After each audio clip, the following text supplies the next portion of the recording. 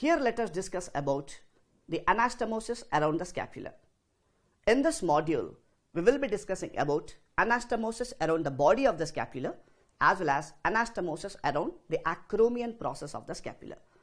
So, but in general, the anastomosis of the scapula is maintained by two important arteries as well as their branches. That is, the first part of the subclavian artery by means of thyrocervical trunk, and the third part of the axillary artery by their three branches. So these are the one actually responsible for anastomosis around the body as well as acromion process of the scapula.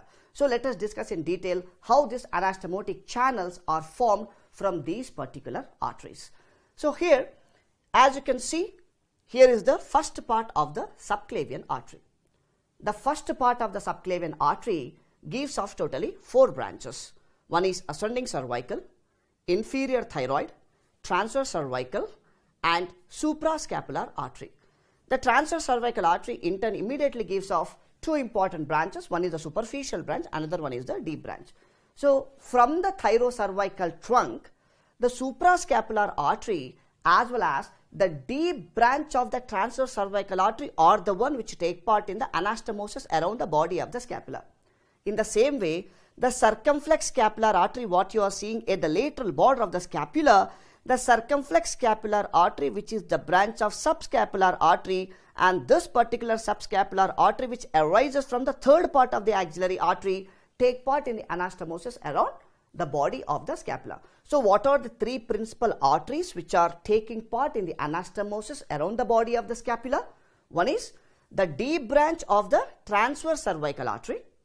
Second one is the suprascapular artery. Both are the branches from the thyrocervical trunk.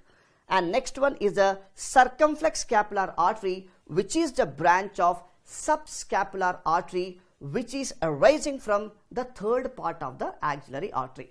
This is what is about anastomosis around the body of the scapula.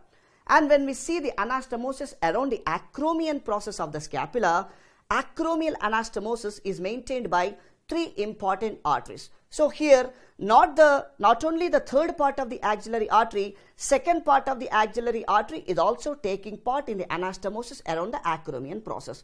So if we talk about these arteries, the acromial branch of the thoracoacromial artery, we know that the thoracoacromial artery is a branch of second part of the axillary artery. This thoracoacromial artery totally gives off four branches. One is the acromion branch, one is the deltoid branch, clavicular branch as well as pectoral branch. So out of all these four branches, acromial branch of the thoracoacromial artery, which is a branch of the second part of the axillary artery, take part in the anastomosis around the acromial process.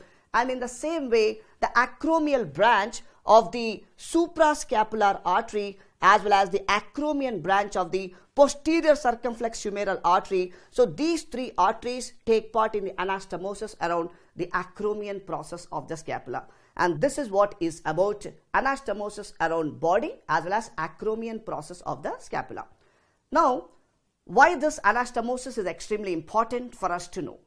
And there must be some clinical correlation with this scapular anastomosis over here.